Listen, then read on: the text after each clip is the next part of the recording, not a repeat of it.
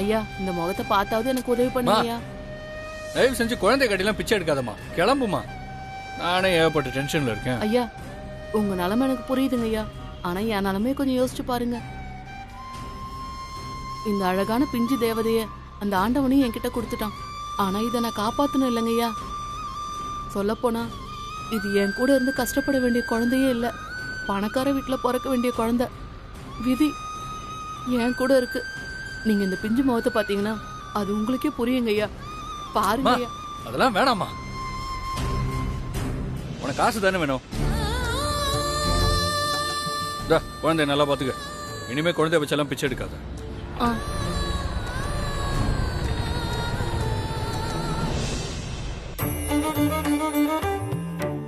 இதுக்கு வேற வழியே இல்லையா ஜோசியரே? இல்லம்மா, நீங்க போயிட்டு வாங்க. சரி ஜோசியரே, என் குழந்தைக்கு தானே தேவையான தகவல் இல்ல, ஆனா என்கிட்ட நீங்க கேட்ட கைரேகை நட்சத்திரம் எல்லாமே இருக்கே. எனக்கு ஏடு எடுத்து பார்த்து என் குழந்தை இப்ப எங்க இருக்குன்னு உங்களால சொல்ல முடியுமா?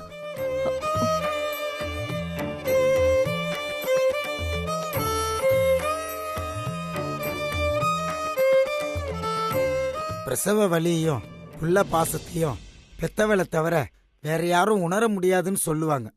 அது உண்மைதான். நீங்க குழந்தை மேல வச்சிருக்கிற பாசம் என்னை விட உங்களை நல்லா சிந்திக்க வச்சிருக்கு. குழந்தை பிறந்து 18 மாசம் வரைக்கும் தாயோட ஏடை வச்சு குழந்தையோட எதிர்காலத்தை கணிக்க முடியும். சுப்பிரமணி ஐயா, அவங்க கிட்ட கை ரேகையும் மற்ற விவரங்களையும் வாங்கு. சரிங்க ஐயா. இந்தாங்கம்மா, இதுல உங்க கைரேகையை வைங்க.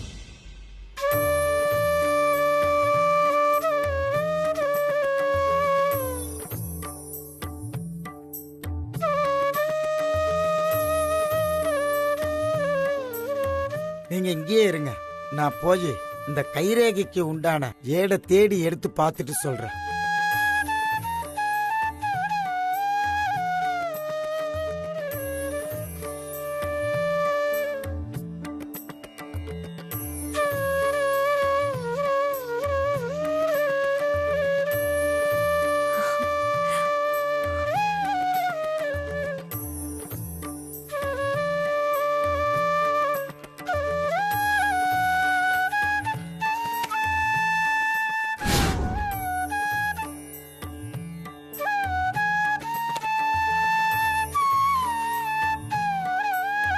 என்ன அபிராமின்ற பேருக்கான ஏடே இல்லையே.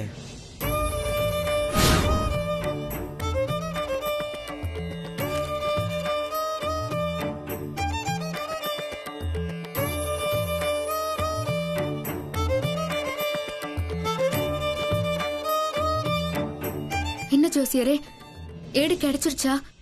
என் குழந்தை இப்ப எங்க இருக்குன்னு தெரிஞ்சிருமா? என்ன மன்னிச்சிருமா, நான் நல்லா தேடி பார்த்தேன். உன் பேருக்கான ஏடு கிடைக்கவே இல்லை.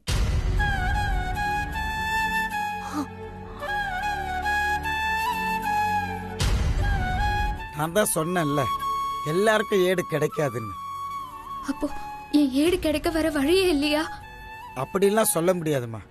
உன் ஏடு இங்கதான் கண்டிப்பா எங்கேயோ இருக்கு, அது எனக்கு நல்லா தெரியும். என்னால இப்போதைக்கு உன் ஏட தேடி எடுக்க முடியல, அவ்வளவுதான். நீ நம்பிக்கையோட போ, நான் திரும்பவும் தேடி பார்க்கறேன். ஏடு கிடைச்ச உடனே உங்களுக்கு தகவல் சொல்றேன், அப்ப வாங்க. சரி ஜோசியரே, அப்ப நாங்க வரோம்.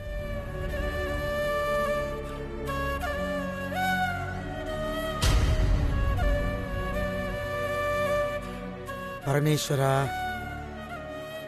அந்த பொண்ணோட ஏடு எங்க வச்சிருக்க, அதை என் கண்ணில் காட்டு.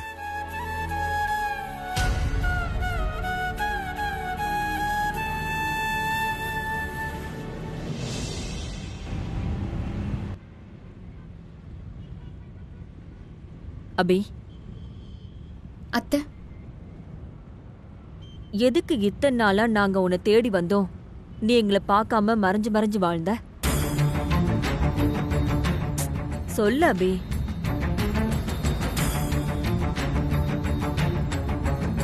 நீ உன் வீட்ல இன்னும் கொஞ்ச நாள் இருந்திருந்தா உன் குடும்பத்துல ஒரு உயிர் போயிருக்கும் தாயி.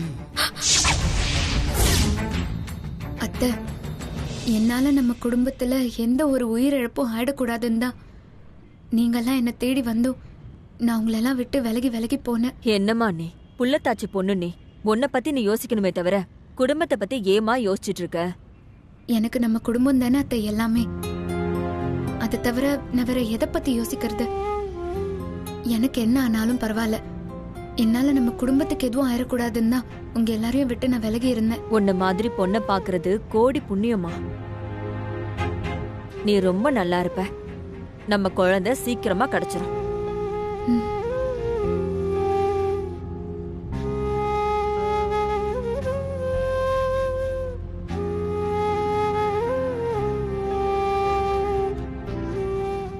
ஆமா அபி,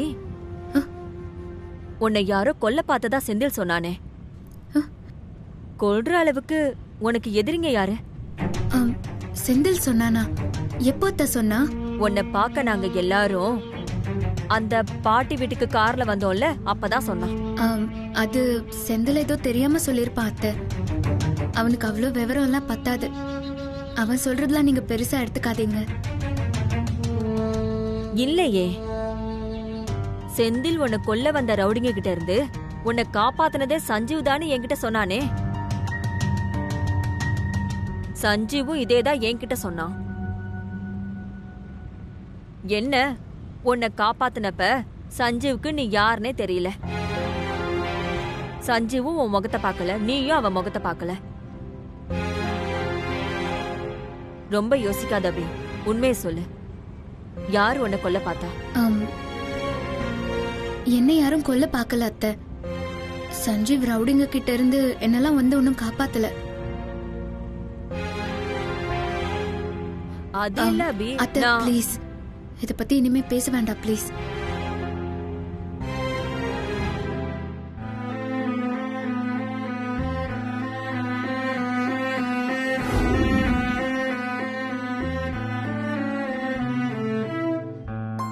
பாப்பா, புரோக்கர் வீடு வந்துருச்சு. இந்த செயினை அவன் பார்த்தானா அவ்வளோதான். அதான் இந்த செயினை நானே வச்சுக்கிறேன். நாளைக்கு உன்னை தூக்கிட்டு போகும்போது இந்த செயினை உனக்கு போட்டு விடுறேன்.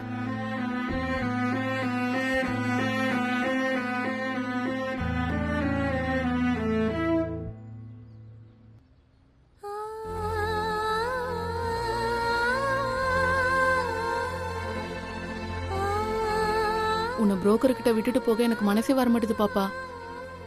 உன் கூட ஒரு நாள் இருந்த எனக்கே உன்னை விட்டுட்டு போக மனசு வரலையே. உன் அம்மா உன்னை 10 மாசம் சுமந்து பெத்தவளாச்சே, அவ எப்படி உன்னை பிரிஞ்சு இருப்பா? நினைக்கவே ரொம்ப கஷ்டமா இருக்கு. என்ன பண்றது, உன்னை பிரிஞ்சு இருக்கணும்ன்றது உங்க அம்மாவோட விதி. அந்த விதி எப்ப மாறும்னு அந்த பரமேஸ்வரனுக்கு தான் தெரியும். சரி, டைம் ஆயிடுச்சு. நான் உன்னை கொண்டு போய் அந்த புரோக்கர்ட்ட கொடுக்கலனா அந்த புரோக்கர் கத்துவான். வா பாப்பா போலாம்.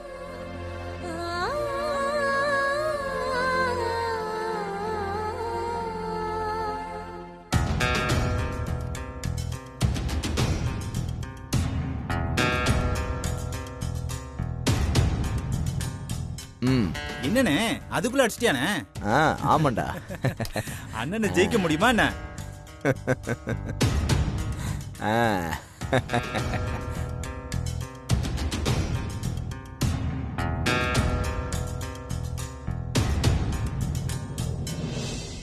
ஏய், உனக்காக தான் வெயிட்டிங்கு. என்ன எவ்வளோ தெரிச்சு? ஏதோ பரவாயில்லண்ணா, கொஞ்சம் தேரிச்சு. என்னது கொஞ்சமா? எத்தனை வருஷமா குழந்தைங்கள வச்சு பிச்சை எடுக்க வைக்கிறேன். எனக்கு தெரியாது எந்த குழந்தைக்கு எவ்வளோ கிடைக்கும்னு.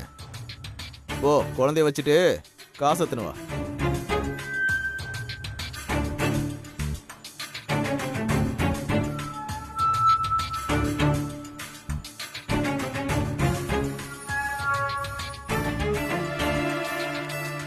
இந்தாண்ணா உன் துட்டு. இன்னைக்கு உங்க பங்கு போக எனக்கு 500 ரூபா தேரிச்சு.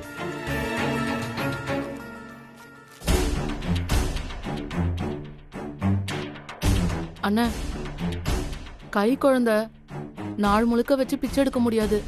குழந்தைக்கு பால் கொடுத்தா அந்த குழந்தைய கொஞ்ச நேரம் தூங்க விடணும். அதனால நாள்ல இருந்து உன் பங்கை கொஞ்சம் குறைச்சு வாங்கிக்கோனே. அப்படியா? நீ சொன்னா கேட்காம எப்படி மங்கா? பண்ணிடலாம். இப்போ நீ என்ன பண்றனா, நாள்ல இருந்து 3000 ரூபாய் தர வேணாம், 3500 ரூபாய் கொடுத்துரு.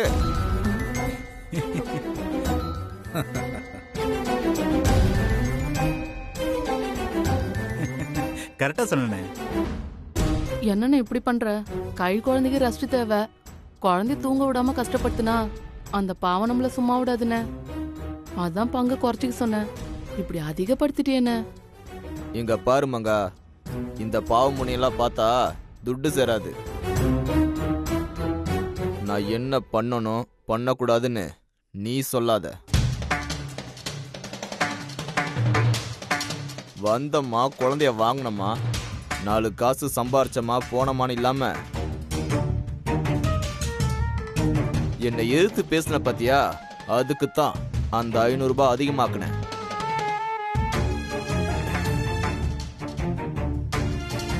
இனியும் என்னை எதிர்த்து பேசின நான் என்ன பண்ணுவேன்னு உனக்கு தெரியும்ல. இத பாரு, நான் கேட்ட 3500 ரூபாய் கொடுக்கற மாதிரி இருந்தா நாளைக்கு வந்து குழந்தைய எடுத்துட்டு போ, இல்லன்னா விட்டுட்டு போயிட்டே இரு. நான் வேற ஆளை பாத்துக்கிறேன். ஐயோ அப்படிலாம் சொல்லாதண்ணே. நான் பொழைக்க உன்னை விட்டா எனக்கு வேற யாருன்னா இருக்கிறா? அந்த குழந்தைய என்கிட்ட கொடுத்துருனேன். நான் டெய்லி 3500 ரூபாய் கொடுத்துட்றேன். மங்கா, நம்ம தொழில பாசமும் இறக்கமும் தான் நம்மளோட எதிரி. அதை என்னைக்கு நம்ம பக்கத்துல வராம பாத்துக்கணும். அப்போதான் நாம நல்லா இருக்க முடியும். என்ன புரிஞ்சதா? பச்சை குழந்தைய கொடுமைப்படுத்தி பணம் சம்பாதிக்கிறியே, உனக்குலாம் நல்ல சவை வராதுடா. என்ன யோசிக்கிற? வா. அபி என்கிட்ட எதையோ மறைக்கிறா. செந்தில் சொன்னதுதான் சரி. அபி தன்னை கொல்ல வந்தவங்களே காட்டி கொடுக்காம காப்பாத்த நினைக்கிறானா, அப்ப அபிய கொல்ல ஆள் அனுப்பினது யாரா இருக்கும்? சஞ்சீவ் அபியோட லவ் பிரிக்க என்ன கத்தியால குத்தி கொல்ற அளவுக்கு போன ஸ்ரீஜாவும் அவளோட அம்மாவும் இன்னும் என்னென்ன பண்ணுவாங்க? அணுவ கொன்ன இவங்க அபியை கொல்ல இவங்க தான் ஆள் அனுப்பியிருக்கணும். அப்ப குழந்தை காணாம போனதுக்கு இவங்க தான் காரணமா இருக்கணும். இனிமே இந்த ஸ்ரீஜா சிந்தாமணியை சும்மா விடக்கூடாது.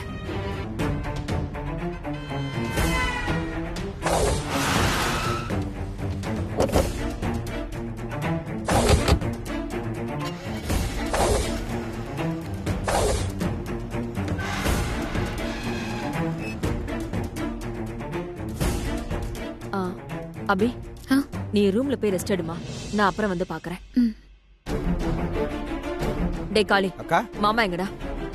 மாமா ரூம்ல தான் இருக்காரு. ஏன்க்கா? என்ன?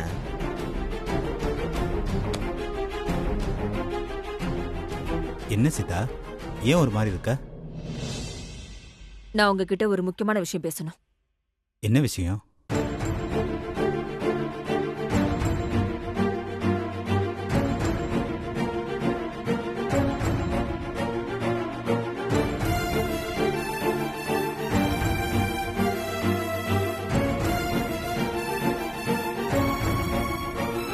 இதுதாங்க என்னோட முடிவு.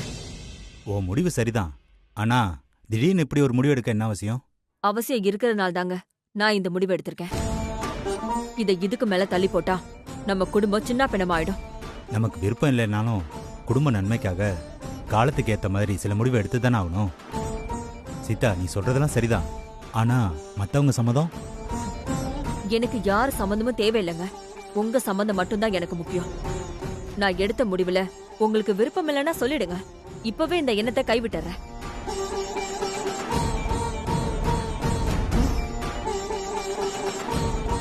சீதா, நான் உன்னை லவ் பண்ண காலத்துல இருந்தே நான் உன்னை பார்த்துக்கிட்டு தான் இருக்கேன். இது வரைக்கும் நீ எந்த முடிவும் தப்பா எடுத்ததில்ல. இப்பவும் எடுக்க மாட்டேன்ற நம்பிக்கை எனக்கு இருக்கு. உன் முடிவுல எனக்கு முழு சம்மதம் தான். இது போதுங்க, மத்ததெல்லாம் நான் பாத்துக்கிறேன். அதெல்லாம் சரிதான். நீ எடுத்த முடிவுல அதிகமா பாதிக்கப்பட போறது சந்தோஷ் தான். அவன்கிட்ட ஒரு வார்த்தை கேட்டியா? என் புள்ளைய பத்தி எனக்கு தெரியுங்க. அவன்கிட்ட கேட்காம நான் எதுவும் செய்ய மாட்டேன். ம், சரி. அப்ப சரி. ஆ, வர வெள்ளிக்கிழமை அன்னைக்கு இத பத்தி நம்ம வீட்ல இருக்கிற எல்லார்கிட்டயும் சொல்லிடுறேங்க. ம், சொல்லிடு. ஸ்ரீஜா, ஆட்டம் ஆடி ஆடுற. வர வெள்ளிக்கிழமையோட உன்னோட ஆட்டம் முடிய போகுதுடி.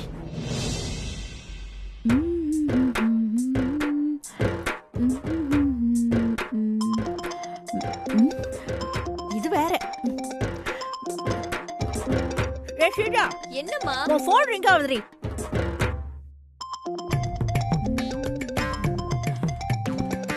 ஆப்பிள் வேணுமா? வேணா நீயே சாப்பிடு. ம். ஷர்மா,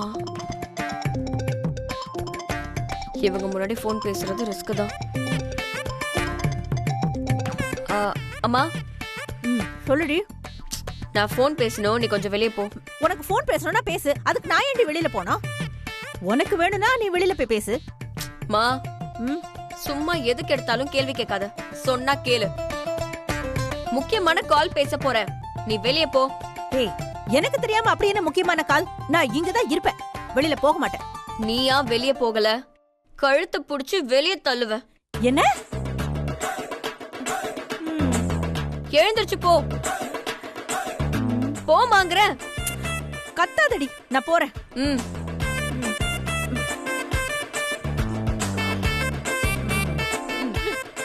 தா. இது ஊடி, எனக்கு ஆப்பிள் வேணும். குடுமா. ஆப்பிள் சாப்பிடுது பாரு. பா. Apple apple. எப்ப பார்த்தாலும் எதையாவது சாப்பிட்டுட்டு.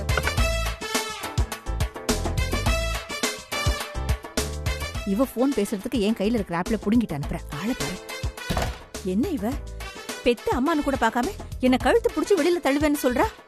இவள நல்லாவே இருக்க மாட்டா, நாசமா போயிடுவா. இவளுக்காக நான் என்னெல்லாம் பண்ணிருக்கேன், அது எல்லாத்தையும் கொஞ்சம் கூட மனசுல வச்சுக்காம என்கிட்டயே ஏதோ மறைக்கிறா. அது சரி, வாழை மரத்து வேர்ல ஆலமரமா முளைக்கும். என் பொண்ணு என்ன மாதிரி தானே இருப்பா.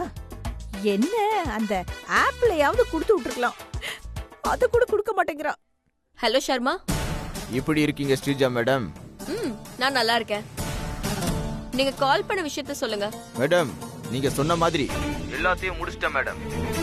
நீங்க நினைச்சபடியே எல்லாம் நடக்க போகுது மேடம்.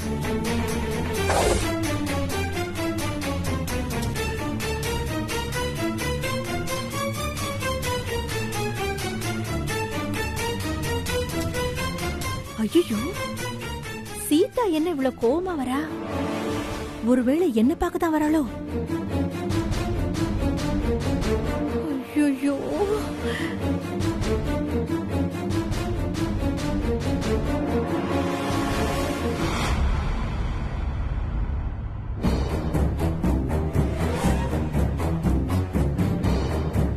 ஸ்ரீஜா உள்ள இருக்காளா? இருக்கா அண்ணி. என்ன விஷயம் நீ? யாரு மேலயும் சந்தேகம் வராம நான் சொன்னபடி அப்படியே பண்ணிடுங்க. Okay madam. ம்.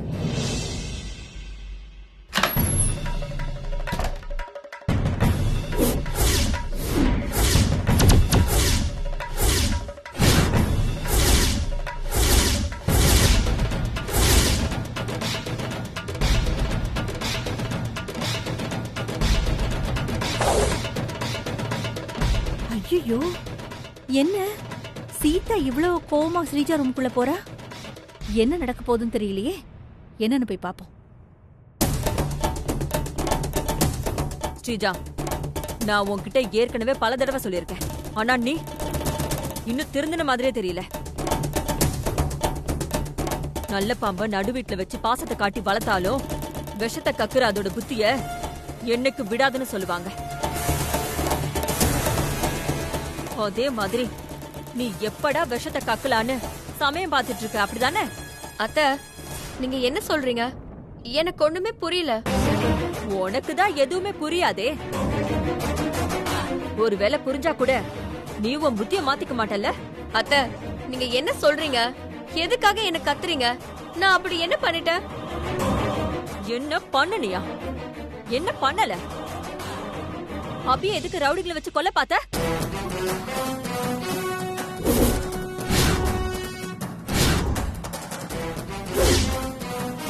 அபிய ரவுடிங்களை வச்சு கொல்ல பார்த்த விஷயம் சீதாவுக்கு இப்படி தெரியும்? ஐயோ, போச்சு போச்சு, இன்னைக்கு செத்தோம். அபி உனக்கு என்னடி துரோகம் பண்ணா? அபிய அழிக்கணும்னு எப்ப பார்த்தாலும் கங்கணம் கட்டிக்கிட்டே அலையுற. அத்தை, எதுவும் தெரியாம வீணா என் மேல பழிய போடாதீங்க. அபிக்கு என்ன நடந்தாலும் அதுக்கு நான் தான் பொறுப்பா? முதல்ல நான் ஏன் அத்தை அபிய கொல்லணும்? எனக்கு என்ன தேவை இருக்கு? இந்த ஆஸ்தி தான் உனக்கு தேவை. இந்த ஆஸ்தி அனுபவிக்க அபி இடைஞ்சலா இருக்கான்னு நீ அவளை கொல்ல பாக்குற இல்ல? அத்தை, அப்படிலாம் எதுவுமே இல்ல. அபி கண்டதையும் சொல்லி உங்களை குழப்பி விட்டுருக்கா. சத்தியமா சொல்றேன், அபிய கொல்ல நான் ஆள் அனுப்பல. இல்ல, அபிய கொல்ல நீதான் ஆள் அனுப்பியிருக்க.